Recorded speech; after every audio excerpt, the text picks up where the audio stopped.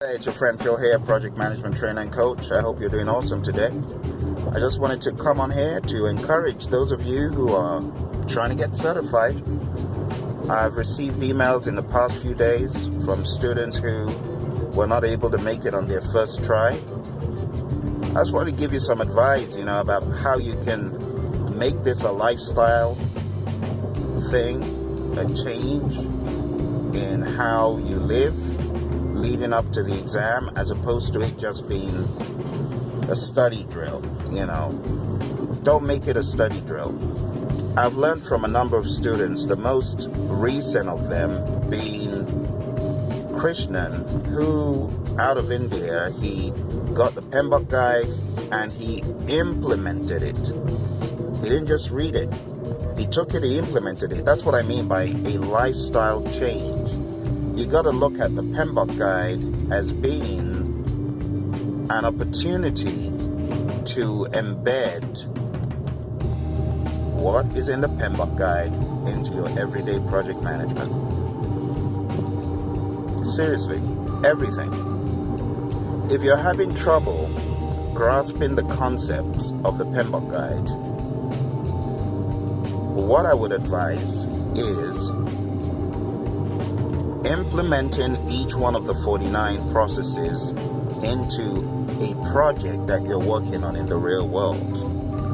Even if you're not required to do so in your daily projects, I would encourage you to, because you're going to learn a lot from it. Every process you need to break apart. Break the definition apart into tiny bite-sized chunks. Little sentences, pull out those unique words, and then implement whatever has been discussed. So, project charter, that's just one part of the puzzle. The other part of the puzzle, talking about the project charter, is going to be the inputs. So you have to unravel the inputs leading up to it. The business case, agreements. You got to put yourself into a real world situation for you to really eat, live, drink, and breathe this stuff. You got to put yourself into the reality of what is being discussed. Otherwise, it's just going to be text. It's going to be text. So for initiating, develop a charter. Ask for the business case from maybe your manager if there's no sponsor, or a senior person in the firm that knows why you're working on the project. Then create a charter. Go to the CDC website, download the template, create one. Move on to identify stakeholders. Who are your stakeholders? Use the stakeholder analysis discussed there. Use the data representation and the data analysis techniques that are talked about in the PMBOK guide. Gather your team around the table and begin to identify these folks. You gotta live it. Why do I say this? Because that's the way it's going to stick. You gotta practice the PMBOK guide. Don't just read it. Practice the PMBOK guide. You'll get a bigger payoff. Not only will it increase your exam experience and your chances of knocking the exam out cold, it will also increase your project management awareness, aptitude, ability, and give you more value for your money. So look at it as an opportunity to improve even further. Then I would move to planning. Then I would go through the whole list. I would look for those examples on that website, or if you're on projectmanagement.com, these templates aren't difficult to find anymore. Gone are the days when people would say, oh, I need a template, I can't find one. They're all over the place. You just need to Google the word risk register and see what comes up. Or WBS example, see what comes up. A lot of stuff. So I'd like to encourage you to live the PMBOK guide, okay? For planning, live the PMBOK guide. For executing, expand your vocabulary. Okay? So all these terms talked about, like Tuckman's ladder, expand your vocabulary and read it even wider. Because there's a much wider body of knowledge than what the PMBOK guide presents. So my advice would be to expand your horizons in that respect. You know, there's a much wider body of knowledge. Study wide, if you will, to have a more robust perspective of these things. That's what I would do. You know, they say hindsight is 20/20. In hindsight, the way I prepared for my PMP exam, I could have done better. I could have done much, much better. You know, because talking about living the PMBOK guide and being immersed into it, even though I had experienced a lot of the PMBOK guide, I had experienced quite a lot of it.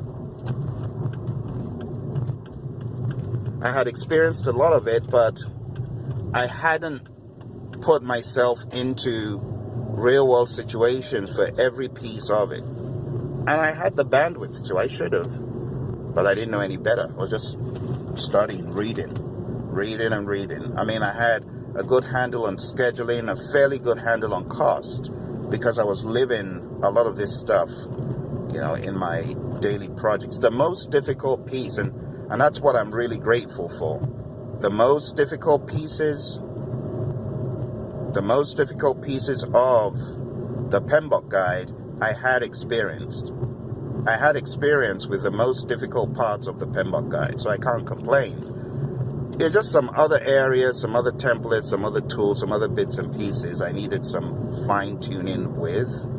But for the most part, everything else I had real-life experience with. You know, scheduling, costing, though not earned value. I was already exposed to contracts and the mindset, the project management mindset, being responsible for a team, taking on responsibilities and so on, you know, to a high degree, high visibility contracts between major entities in the business world. So I had experienced a lot of that, but the pieces I had not experienced, I would have absolutely looked for templates and tools and created them. And, you know, even though I did awesome on the test, I did well, but I would have probably not been as frazzled if I had done things slightly differently. And that's why I tell you, based on my experience, this is what you can do.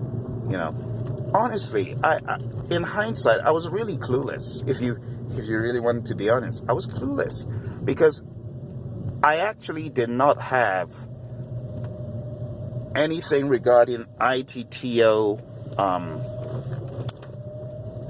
an ITTO study process. I didn't. I just looked at them as one fluid big thing. You know, I probably should have been looking at ITTOs as ITTOs, but I was just looking at them as text and definitions that I needed to know. You know, I don't know whether that was good or bad, but I wasn't as conscious as I am now about the ITTOs. I encourage anyone studying for the exam, ITTOs, you got to keep track of them. I'm not saying that you have to cram them. I'm just saying you should keep track of them, which means you've got a list of all the inputs, a list of all the tools and techniques, a list of all the outputs. You need to go through each one, take no prisoners, go through it with a fine-tooth comb and say, have I read that? Have I studied that? Do I know that? I'm not talking about cramming now. I'm talking about, do I know that? Do I truly know it? And if the answer's no, go study it, go read it, go know it, go implement it in your daily work. Then it will stick, okay? So for those of you who have been struggling, I am going to be holding some group coaching sessions, especially for those students who have found it hard on the exam and failed on their first, second, third, whatever attempt. If you're still trying to get certified, I have got group coaching sessions coming up to help people to ace the exam, to pass it. So you can come in with any of the questions you've got, and they'll be answered. Okay? If you would like to know more about this, send an email to support@praizion.com, and you will be one of the first people to know about these special group coaching sessions that I'm going to be holding. You don't want to miss them. It's going to be a perfect opportunity. Again, a low cost, low investment, low risk, because you know how I roll. I'm a project manager, been there before, trying to get ready for the exam, and couldn't find training anywhere to help me. Everything was far beyond my reach, talking about thousands of dollars. Okay? So I'm going to make it affordable. I'm going to make it right for you guys, okay? If you are keen on knowing more about my coaching sessions to help PMs wherever you are in the world, you need to send that email, okay? I've been doing this for quite a while. I know lots of people have been training much longer than I have, but if you want to talk about miles covered, training this stuff, hours covered, training this stuff in person, face-to-face, online, my goodness, I can't even count anymore. So you got a trainer and coach who's been there, done that, helped people from those who passed on their first try to those who passed on their 7th or 8th. I know many people who have been trying to get certified for a long time.